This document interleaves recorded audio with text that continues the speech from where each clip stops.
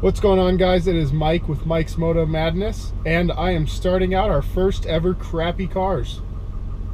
As some of you know, I work at a car dealership, which means that I've got to deal with cars all day. So sometimes I'll bring cars over from our dealership to another dealership near where my house is, and that way they can take those cars to auction. I'll pick up another truck and drive it back to work, which leaves me off the motorcycle for a day or two. What this means is I'm going to be recording videos about the cars that I have to bring to auction. Most of them are pretty rough, and most of them have problems that are pretty humorous. So I figured I'd share them with you guys and see what you thought about this type of video. Now, I don't normally push this too hard, but what I'd love if you guys would do is please give feedback on these videos. Again, they're going to be a new series. I'd like to know what you guys think about them, being as I'm introducing them to a channel that's already about motorcycles.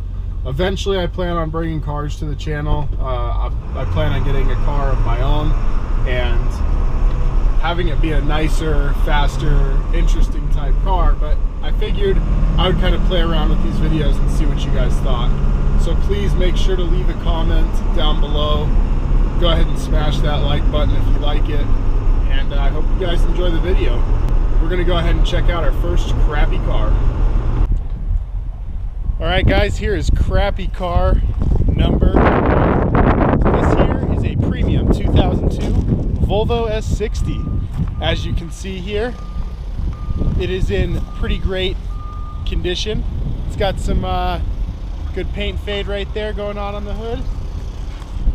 And the tires are just about bald enough that they could kill you. We're going to go ahead and take it for a drive and see how she does. Well guys, my first impression is I'm impressed. It's got the typical Volvo smell. Now, if you've ever known somebody who owned a Volvo, or you yourself have owned a Volvo, you know the smell I'm talking about. It smells something like burnt plastic and Crayola crayons. The other thing we've got going on here is this nice little check engine light. As you guys see there, the car is shaking like crazy. You can tell something's wrong with the idle. It is good stuff. You see, if we turn the car off, we can turn the car back on, which is impressive. Not all of them have that. A second ago, the dash actually worked. Now we have no RPMs, no fuel indicator. Down here it said to service the airbags, so we'll see if I die or not. Two pieces of good news though: the air conditioning's working, it's blowing cold, and the radio actually works. So we're gonna do some rocking out on the way back. Well guys, I've been in the car about 10 minutes now, and aside from the fact that it feels like it's probably going to kill me at some time, it's not a bad car. I would say that the worst part about it is probably, as you can see here, this nice instrument panel. Yeah, it's clearly working so that I can tell how fast I'm going. Don't know how hot the car's running, and the more concerning part is I don't know how much fuel I have, so hopefully I don't run out of gas here at some point. Overall, not the worst car that I've driven. You know, the fact that the seat heater's stuck on and the air conditioner's working kind of even itself out. The struts are completely blown, so they make a lot of noise. And when you get above about, I would assume 50 miles an hour, but I can't tell because the speedometer's not working. The car starts to shake and becomes pretty unbalanced if you hit any sort of bump. So, you know, little things, but it stops and it goes. So we've got that going for us. I think this car's got an inline 5 motor. It actually runs pretty solid. You know, it has a little bit of a shake and idle, but as far as driving, it's not bad. It shifts good too, and it'll get on it when you want to go. But yeah, definitely a good thing it's going to the auction. And what you get standard with this vehicle is this nice used pink Q-tip here on the floor. No extra charge for that. Yum. The best thing to do when we get cars on trade is to go through them and like check all the compartments and see what you find. You find some of the weirdest stuff. Like down here, pretty sure that's this person's old snot rags. Thanks.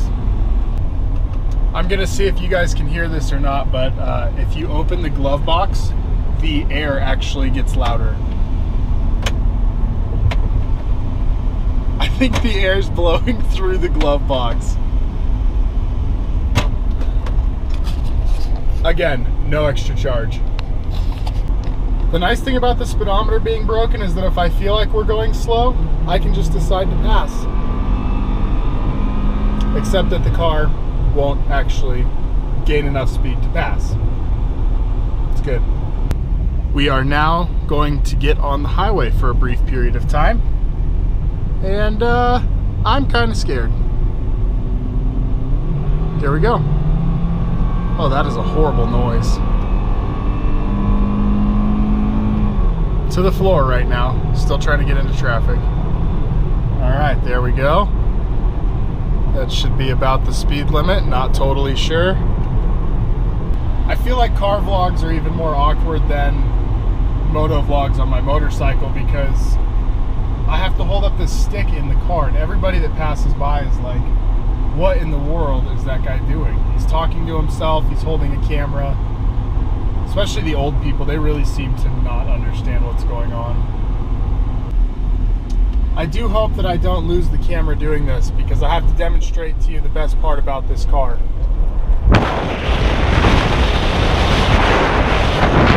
The sunroof works. Hells yeah. Well, this is the end of the Volvo S60, and it's been real, it's been fun, but it hasn't been real fun. So, see what the next car is. Now guys, this was not supposed to be a car that was going to be in my crappy cars video, but after driving it, I've decided that it does fit the part. So, what I'm driving is a 2004 Ford I think it's a 250, F250. It's got 118,000 miles on it, and it does have the 6.0 turbo diesel in it. Off the bat, obviously the 6.0 is a terrible motor if not properly maintained. That in the background was the gears grinding as I went into second gear. That is part of the list of why it is a crappy car. Now I'm going to go ahead and insert a walk around of the vehicle here so that you guys can see how the truck looks. Obviously, at first looks, when you see it, you're going to be like, that thing looks pretty badass. It's got some cool light bars, nice wheels, and a good lift on it. But I'm going to go ahead and just show you guys, and then we'll talk more about the truck. So here is the outside of the truck. As you can see, it's got like a 6-inch lift, some pretty huge tires on it. It's got these cool light bars in it. So overall, definitely a really clean, nice truck. But we'll get back to the video now. So, as you guys can see, it's a pretty nice truck, right? Not. I went to pick this one up to bring back after I brought the Volvo to the shop, and this one's supposed to be a really nice truck. Well, it's got no radio. That's number one. Before I even started the truck, I was like, man, that sucks. It does have air conditioning, which blows very cold, and I can appreciate that. That's great. It does not have any sort of insulation for sound, and this is a normal Ford thing. It's not just exclusive to this truck, but you can hear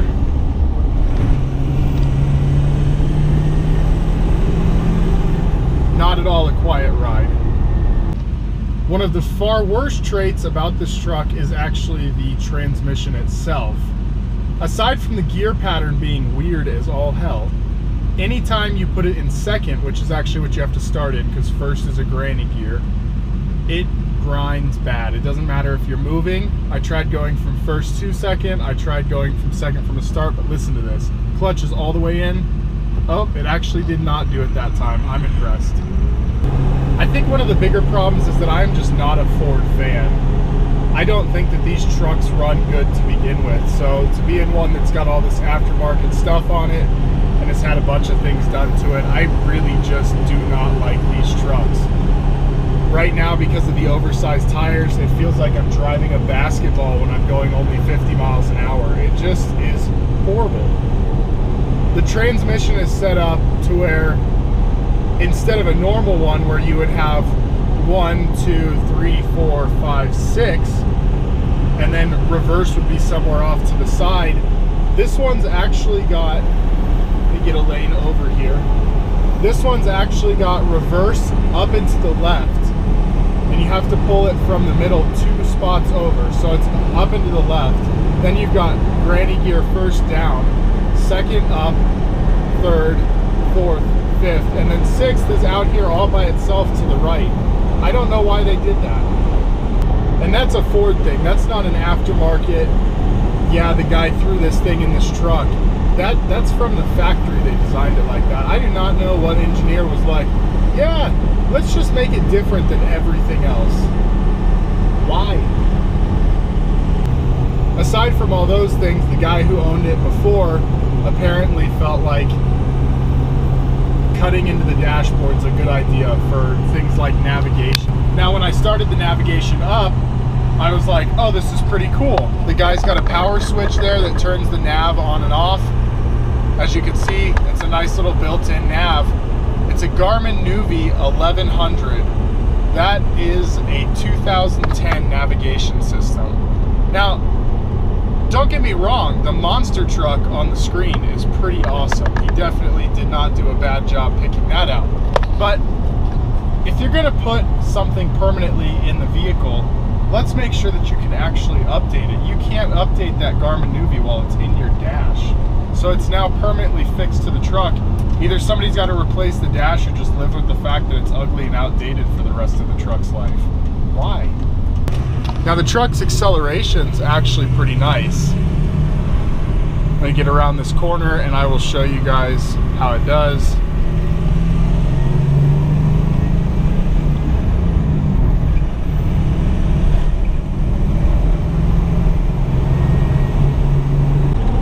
I can't even tell you how uncomfortable it would be to take a 3-hour ride in this truck. It is so unsteady. The whole truck is just shaking. This truck is a lifted stick shift truck, so I apologize for the shaky hands on the camera here, but I guess overall it's not a horrible truck, but I definitely think it's got enough weird and crappy things to be on today's Crappy Cars episode. All right, guys, here is car number 3 for today's rendition of Crappy Cars. And as you can see, this one probably takes the cake. I know I said I'm only doing 2 cars, but I ended up with a third one I wasn't expecting. And this one definitely ends up probably at the top of the list for our cars today, even though it's gonna be the last one I do. This is a 1993 Subaru Poop Box. Well, according to the key fob here, it says that it has no AC and that it's got a check engine light, which are definitely both good starts. So we're gonna see what kind of life-threatening trouble we can get into. Here we go. Well, I didn't even make it a few blocks away and the right rear tire blew. So yeah, guy pulled up next to me and said, your back tire's flat. It was making a horrendous noise, so it probably should have been a good indicator, but I just figured, being the crap box it is, it had something going on with it. So let's get out and check out this fancy tire we got here.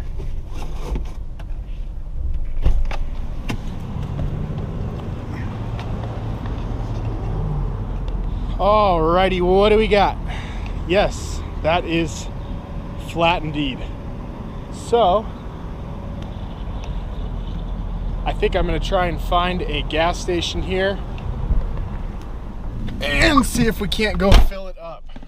Well, despite the fact that the tire's flat, the check engine light turned off. So the good news is, if I can figure out how to fill the tire up and if it'll hold air, that part's key, I might actually be able to make it where I'm going in this thing.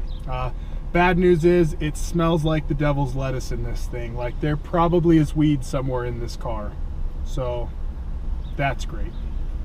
I'm going 15 miles an hour under the speed limit because I have a flat back tire, and I am getting the nastiest looks from people until this guy behind me jumped in with his hazards on also, like a real trooper. And yeah, just trying to make my way to this gas station that's right up here on the corner, and we're gonna see if it'll hold some air. Wish me luck. All right, so apparently I went to the only gas station in Parker that doesn't have an air compressor. But thankfully, Service Street is the name of the shop that's right across the street from the gas station I pulled over at. And this guy Anthony hooked me up with some air in the tire. It is holding air. So shout out to you if you're watching this, man. I gave him one of my cards, so hopefully he found the videos and he sees himself in this one. I am back on the road again. Now the car smells like burning oil, and you know, who knows? It's actually moving, so maybe it'll just blow up now. So, update. I just had to pass a guy because he was going like 10 miles an hour under the speed limit, and we had a nice little passing zone here, as you guys can see. And just for representation, it went a little something like this. Come on, come on, you can do it. Oh dear God, there's a car coming. Oh God. Okay, all right. That was about how it went. Not that fast. It was probably about 10 times that length. It was riveting, and not the kind of exhilarating, this is going too fast, I can't believe it kind of exhilarating. It was scary as shit. So update on the car, radio doesn't work, AC doesn't work. Still no check engine light, but we definitely have the smell of exhaust and burning oil mixed together, along with the weed inside. And yeah, it's pretty interesting. You guys are missing out here. I think this is probably where the video is going to wrap up though, unless something blows up on the car and I need to drop back in here for more video. But I recorded an end of the video for you guys in that last truck I was in. So I'm going to drop back to that video now and wrap up with you guys. Thanks for watching our first ever Crappy Cars video. But before I show you guys the ending to the video that I had already recorded in the last truck, I do want to mention that that truck ended up having to go back to the shop for some repair work because it has a couple issues, as we discovered.